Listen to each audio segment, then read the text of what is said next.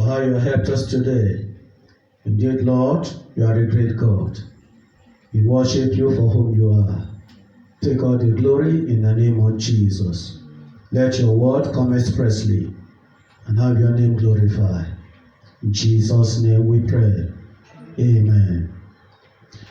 And so today, by the grace of God, we are looking at a topic titled, There is no repentance in the grave. There is no repentance in the grave.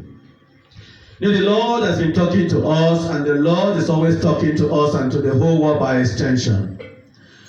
And so today is yet another time to hear what the Lord is saying and what the Lord wants us to know.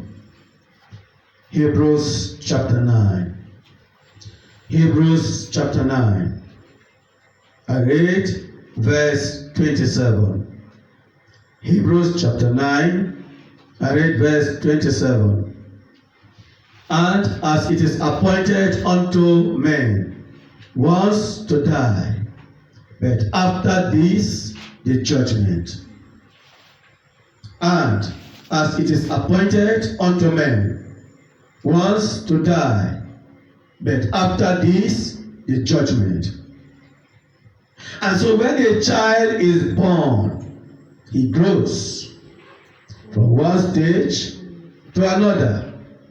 The child grows from one stage to another.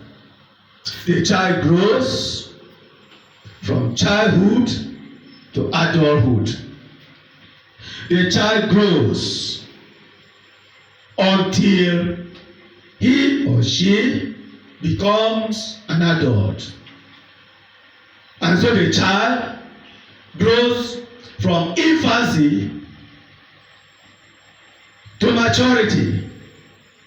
The child grows from one level of maturity to another until finally the child dies. And so we see that the Bible is true. God is very true. That Hebrews chapter 9 verse 27 says, and as it is appointed unto men once to die, but after this the judgment. And so men grow when they are born from childhood to teenage age, to youthful age, to adulthood. Give birth to children or get married, give birth to children, and finally they die. Genesis chapter 5. Genesis chapter 5. In Genesis chapter 5, we want to read from verses 1 all through to 30. It's a long reading, but we will not take it all. So on your own, you can complete it. But let me just take a few verses out of it. From verse 1, Genesis chapter 5. This is the book of the generations of Adam. In the day that God created man, in the likeness of God made he him. Male and female created he them, and blessed them, and called their name Adam, in the day when they were created. Another lived 130 years, and begat a son in his own likeness, after his image, and called his name Seth. And the days of Adam, after he had begotten Seth, were 800 years, and he begat sons and daughters. And all the days that Adam lived were 930 years, and he died. And Seth lived 105 years, and begat Enos. And Seth lived, after he begat Enos, 807 years, and begat sons and daughters. And all the days of Seth were 912 years, and he died. And Enos lived 90 years, and begat Canaan. And Enos lived, after he begat Canaan, 815 years, and begat sons and daughters. And all the days of Enos were 905 years, and he died. Then you can continue on your your own to verse 30. But what do we see? We see that a man is born, a child is born, the child grows from infancy to maturity, the child grows from infancy to a young boy, a young girl, then to a teenage age, to a youthful age, and then grows to maturity as a man, gets married, has children, and finally he dies. And so that has been the trend of men on earth. He gave birth to, grow, lived, married, gave birth, and died. Grow, married, give birth, and died. But the Bible says, for it is appointed unto men to die once, and after that, the judgment. That is what God says. Hebrews chapter 9, verse 27. And as it is appointed unto men once to die, but after this, the judgment.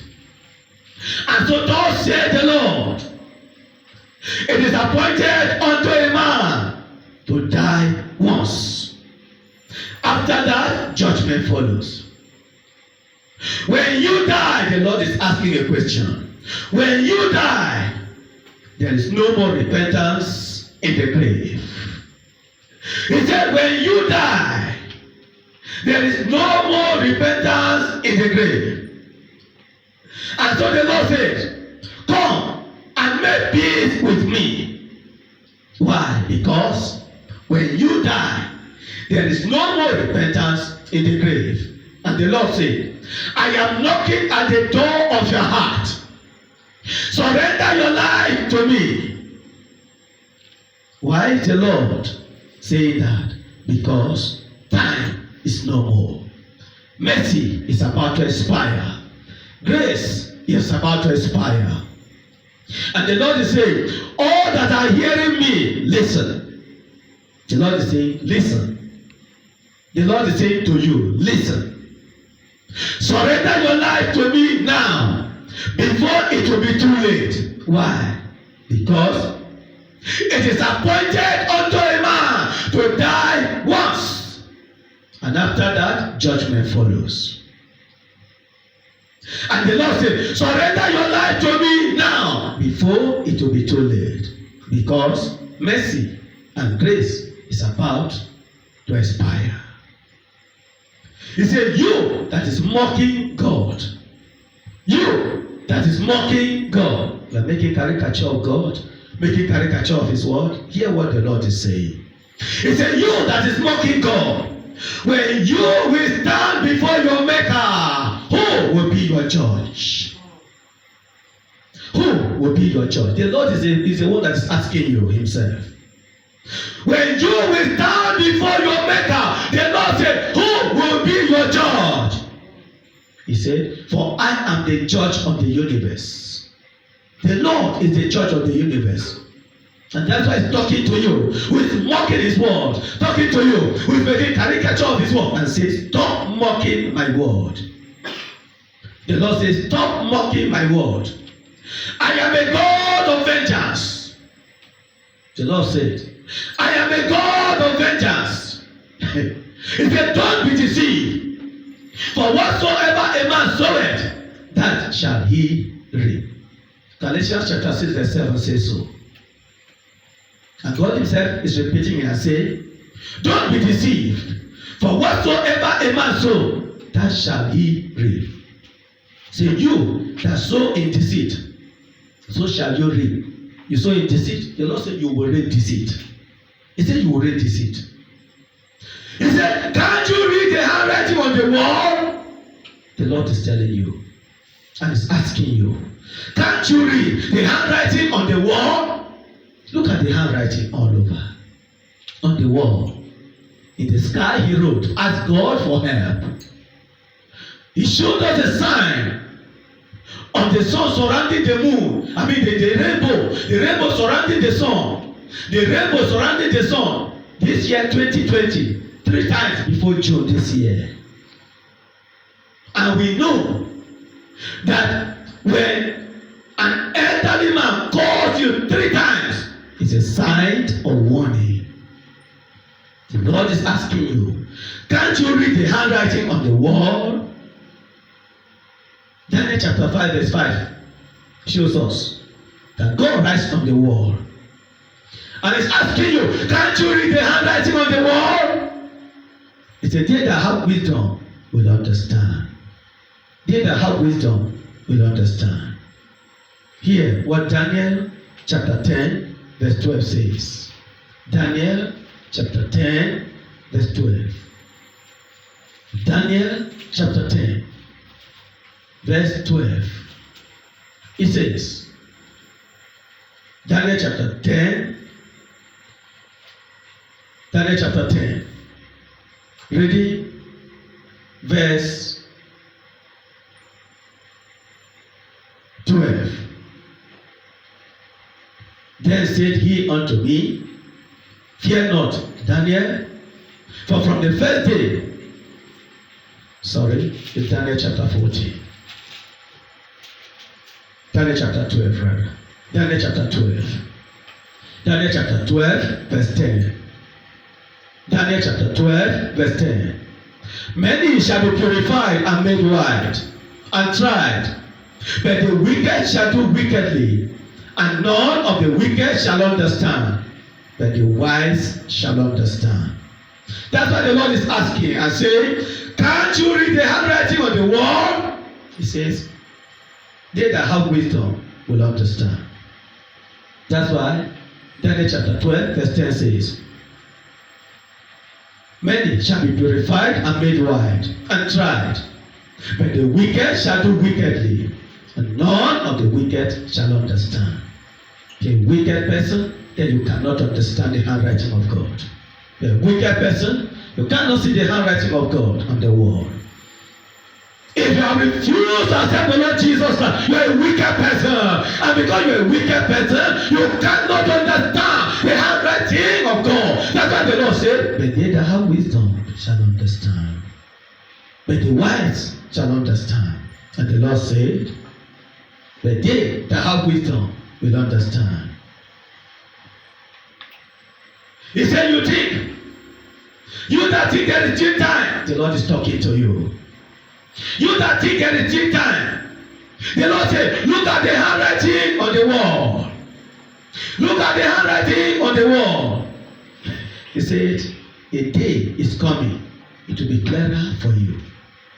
It will be clearer. You are not seeing the handwriting. He said, a day is coming. It will be clearer.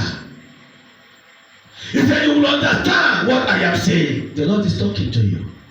You are not understanding now because you are mocking his word. He said, don't worry. A day is coming. It will be clearer. You will understand what he's saying now. The Lord said, look at the handwriting on the wall. Read the handwriting on the wall. It is appointed unto a man to die once. After that, judgment follows. It is appointed unto a man to die once. After that, the judgment follows. The judgment of God. The Lord is saying, run for your life. Run for your life. The Lord is saying, run for your life. Why? Because it is appointed unto a man to die once. After that, judgment follows. The Lord says, for a day cometh when you will run for safety, but safety will not be found. The Lord said, for a day cometh when you will run for safety, but safety will not be found. And that's why he said, run for your life. Escape for your life. Surrender your life now. Why? Because the time is up. God wants to shut the wall. Final warning. God wants to shut the wall. Escape for your life. Surrender your life to the Lord Jesus Christ now. Run for your life. He says, I, the Lord, will save you from the impending danger if only you will surrender your life to me. The Lord is talking to you. He's talking to you. Won't you surrender your life to him? Would you amend your ways? Would you turn to him? Would you turn to him and surrender your life to him? He said, if you surrender your life to him, he will save you from the impending danger. Yes, because there is an impending danger that is coming.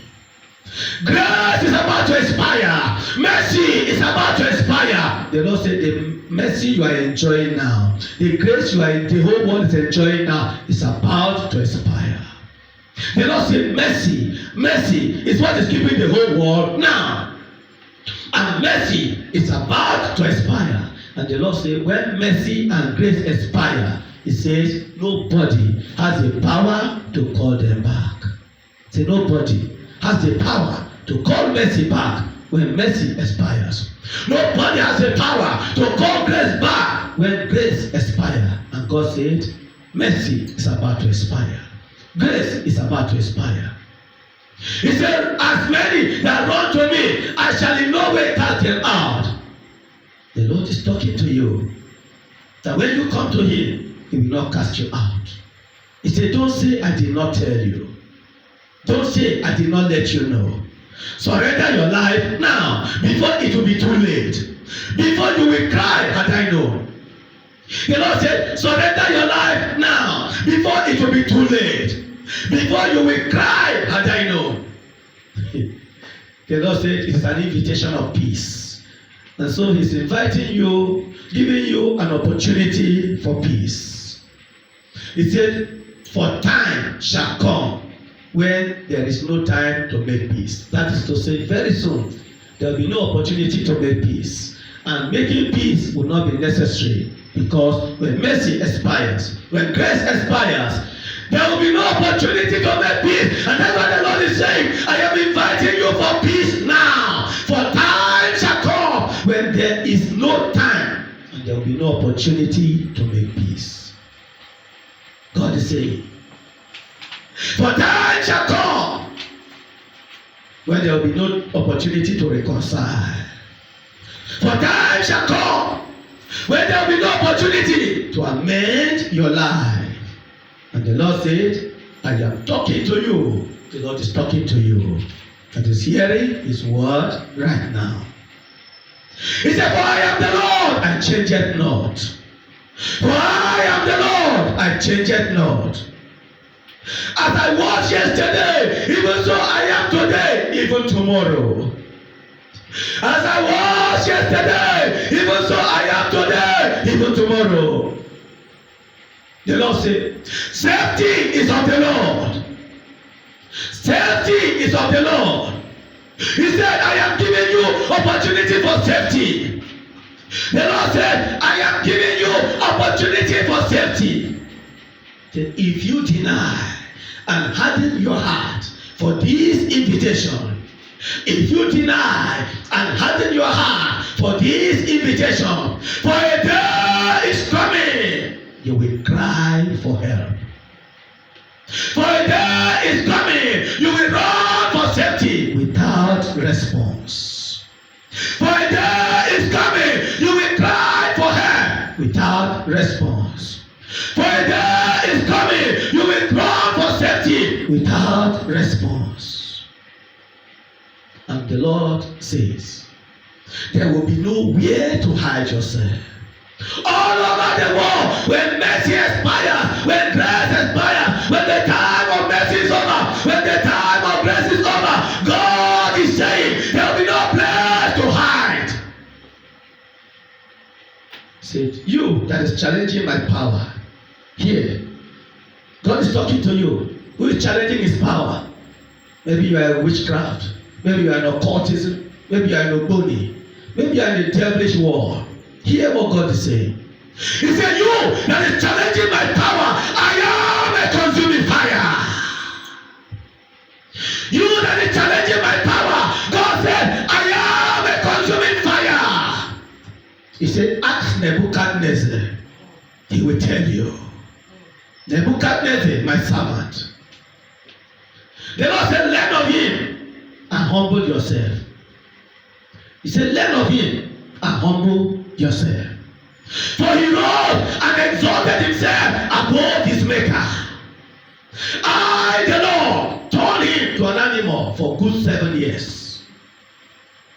The Lord said, I did it so that he will humble himself. And Nebuchadnezzar humbled himself. The Lord continued.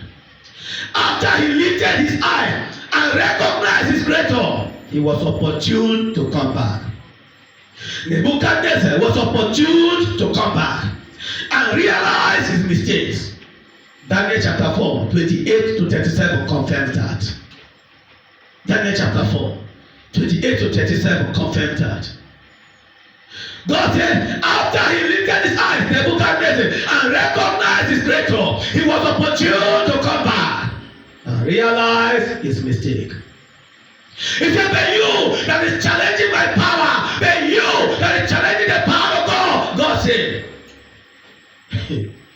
when I want to humble you, he said, "But you that is hearing me now, I said, I will show mercy to whom I will show mercy. I will show mercy to whom I will show mercy."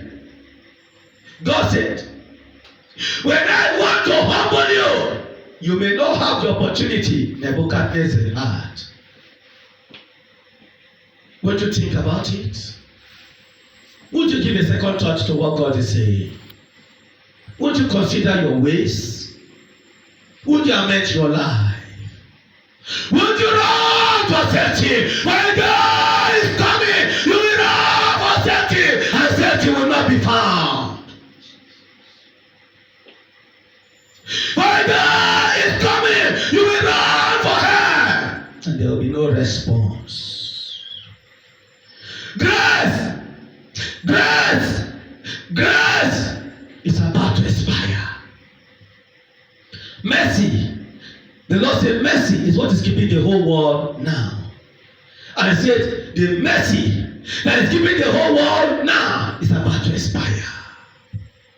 And he said when mercy expires, when grace expires, no man has the power to call mercy back. No man has his power to call grace back. The Lord said the mercy, the grace that the whole world is enjoying now is about to expire. The Lord says he gave opportunity for mercy. He said the mercy he gave to the whole world, the mercy he gave to the whole world, the mercy Jehovah gave to you that is hearing the word of God now.